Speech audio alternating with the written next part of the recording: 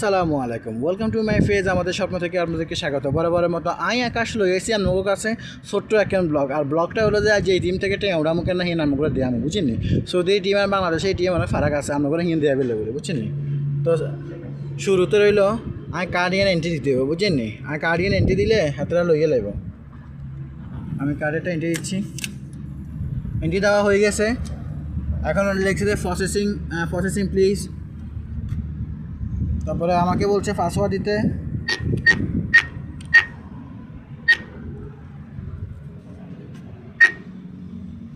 ব্যালেন্সটা চেক করি কত আছে। ওমাগো কমে না, 138 টাকা আছে। আচ্ছা ইয়েস দিলাম। ইয়েস দেওয়ার পরে তো আমি এখন উইথড্র টাকা উঠাবো 100 টাকা। আর 38 টাকা উঠতো না, 50 টাকা নিচে হলে আর উঠে না বুঝিনি। সমস্যা হলো এটা। এখন আমি কার্ডটা বুঝে নিছি, টাকাটাও বুঝে নিব। দেখেন টাকাটাও বুঝে নিছি। এই হলো সৌদিতে এটিএম বুঝিয়ে নিয়ে পারে। আমি করে কষি না এটিএম দেখামো। এটিএমের তো আমার টেয়া হচ্ছি, এটি এখন তুলি আমার দোকানে যাবো বুঝিনি। মতো আইব হিসাব তো আইব, তো মতো আর এখন দোকান লাগবো।